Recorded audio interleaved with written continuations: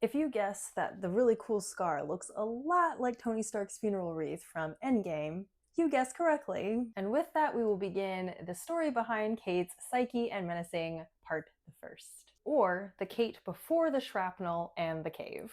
I was raised and ascribed to the evangelical Christian tradition from very young. I remember having a conversion experience when I was 5 or 6 years old and having similar experiences as I moved into adolescence. While I will freely admit that these experiences were obviously heavily influenced by my upbringing, I will also say that even in my deconstruction to this day, I do not discount those experiences as complete nonsense or as inauthentic. I have a lot more questions and doubts, and I wrestle a lot more with uncertainty regarding exactly what it is that I experienced and continue to experience, but I have not gone the way of atheism or agnosticism. This is no shade to anyone who has, it's just my own personal journey. This time of my life was very similar to Tony Stark pre-cave and pre-shrapnel.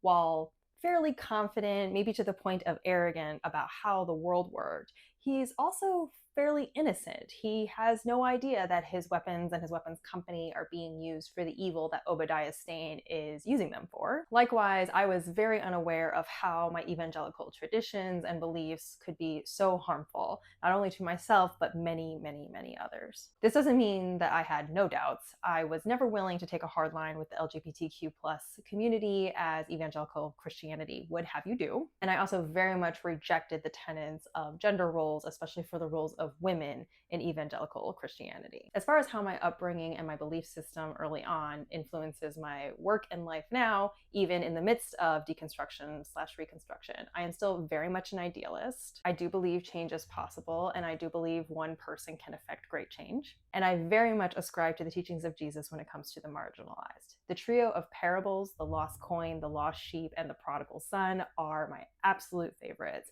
Always have been, always will be. So when you hear me ranting about justice and mercy and love, especially for the least of these, that's where that comes from. I will never change that about myself. Just like Tony Stark, as he discovered that his weapons were being used for evil, I have a very difficult time balancing that with pragmatism and realism, but I will default to the side of the marginalized every single time. So we have a fairly confident, sometimes cocky, kind of innocent, kind of naive individual. And as the story goes, he is eventually hit with shrapnel and ends up in the cave. My cave came in about 2017, 2018.